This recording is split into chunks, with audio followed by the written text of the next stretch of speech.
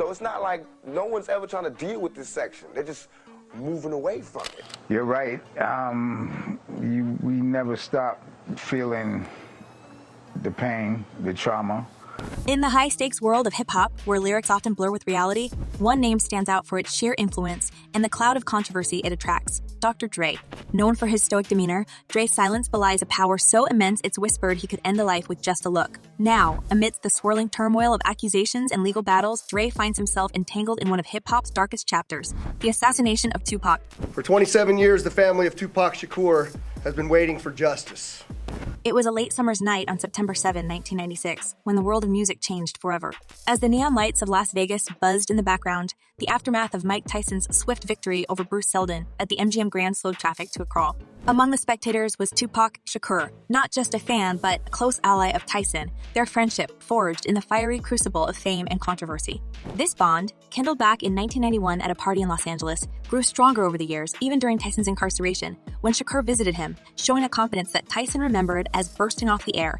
The night was supposed to be a celebration at Suge Knight's Club 662, but fate had other plans. In the MGM Grand Lobby, a confrontation erupted. Shakur, spotting Orlando Anderson, allegedly involved in a previous altercation with a death row affiliate, launched an attack that would set off a chain of events leading to tragedy.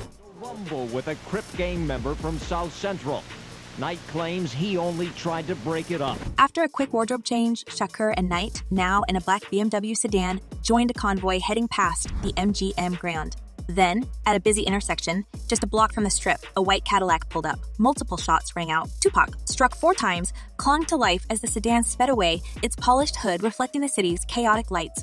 This single moment, barely 3 hours post-Tyson's fight, sent shockwaves through the world. The bullets that pierced Shakur's lung not only silenced a voice, but marked an end of an era in music. Pac is a strong dude, yo. I know dude, you know what I'm saying? Very He's real strong. So when they was like, he got shot, I was just more like, again? The tragic narrative of Shakur's demise, headlined in the New York Times, was only the beginning of a saga that would entangle Dr. Dre in a web of accusations and legal battles.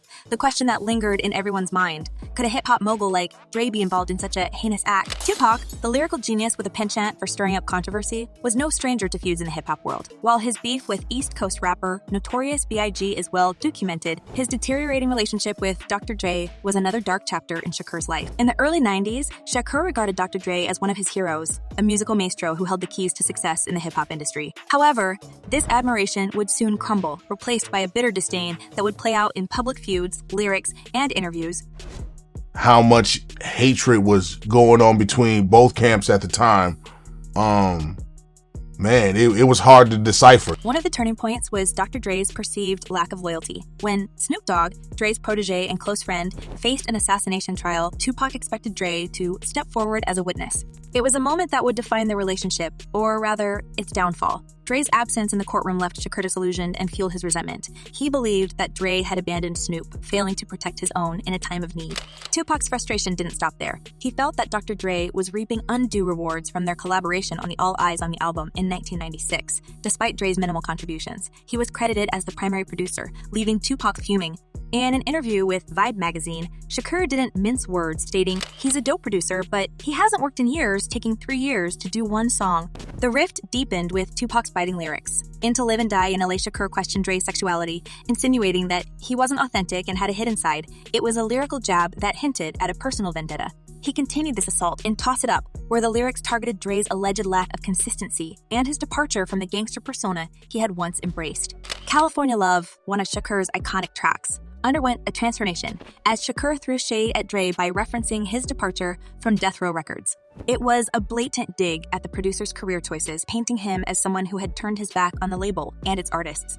But Shakur didn't stop at questioning Dre's career choices. He delved into his personal life. In one unreleased track, Watch Your Mouth, Tupac took aim at Dre for allegedly cheating on his wife, implying that Dre's personal life didn't align with his public image.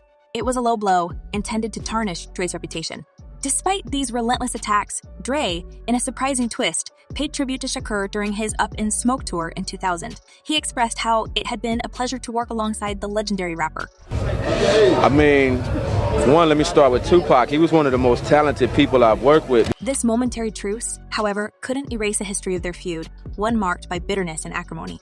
The saga of Dr. Dre's tumultuous journey through the hip-hop industry continued to unfold. His rift with Tupac was just one chapter in a larger narrative deeply entangled with Suge Knight and the treacherous waters of Death Row Records. Dr. Dre's relationship with Suge Knight was initially a partnership forged in the crucible of ambition and creativity. In 1991, Dre was eager to break free from his ties with Ruthless Records, and Suge Knight presented him with an enticing proposal.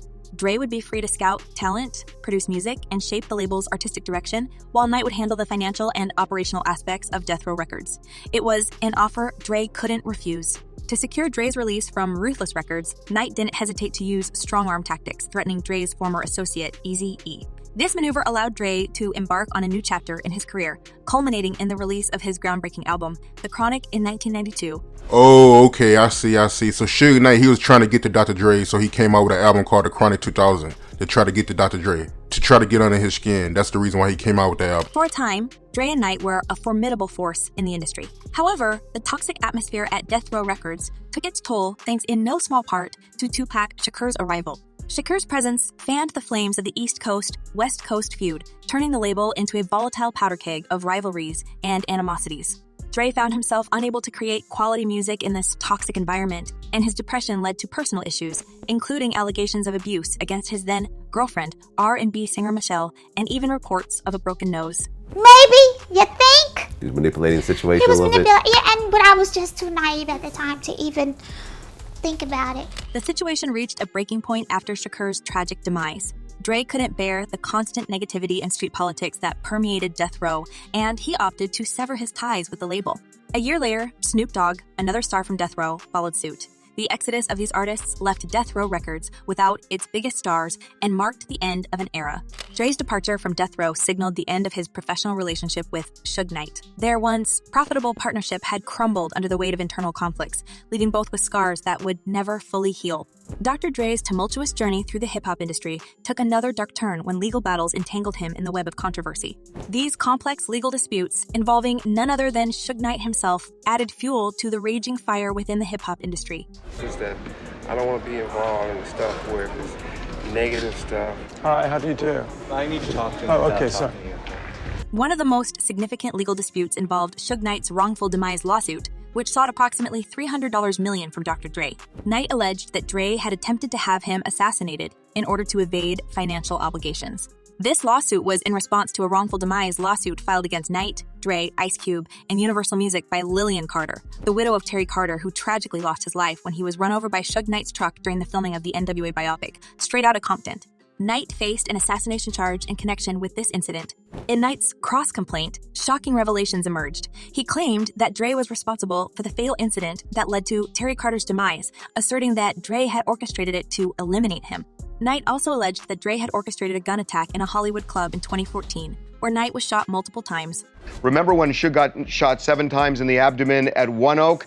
Suge is saying that Dre is the one who ordered the hit. The root of Dre's alleged animosity, according to Knight's lawsuit, traced back to their business relationship's dissolution in 1996. Dre had agreed to a lifetime management agreement, entitling Knight to 30 of Dre's earnings for the rest of his career.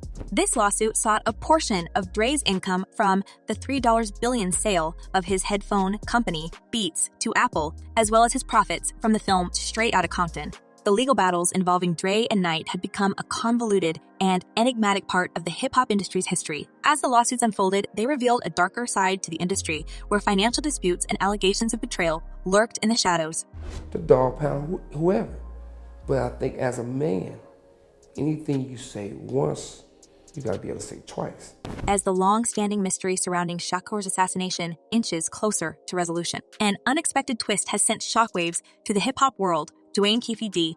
Davis, a name entangled in the enigma of Shakur's tragic demise, has been arrested, marking the first ever arrest in this case that has remained unsolved for 27 years. While the specific charges against Keefe D remain unclear, the arrest itself has reignited speculations and intensified the scrutiny surrounding this notorious assassination. Keefe D's connection to the case lies in his claim that he was inside the car from which the fatal shots were fired on that fateful night of September 7, 1996, in Las Vegas. He has asserted that his nephew, Orlando Baby Lane Anderson, was one of the individuals seated in the backseat of the vehicle, the very area from which the fatal shots were discharged. This revelation has long cast a shadow of suspicion over Keffe D, and the ongoing investigation into Shakur's assassination seems to be honing in on him as a key figure. It has taken countless hours, really decades, of work by the men and women of our homicide section to get to where we are today. This arrest comes following a police raid on Davis's wife's residence, where items including computers, a cell phone, and a hard drive were confiscated, along with several .40 caliber bullets. Although initial ballistics tests did not link these bullets to the assassination scene, authorities have remained steadfast in building a compelling case against Davis. The fact that this indictment came down is a little hope, but we want justice for Pac. As a result, rumors are now swirling within the industry, speculating whether Dr. Dre, a central figure in the hip-hop world, could be drawn into this convoluted web as a witness or even a suspect. What are your thoughts on this shocking turn of events in the Shakur case? Do you believe Keffe D's arrest could finally shed light on the truth? And what do you make of the lingering rumors involving Dr. Dre? Share your opinions and theories in the comments below. Until next time, keep it locked for all the latest celebrity gossip and insider scoops.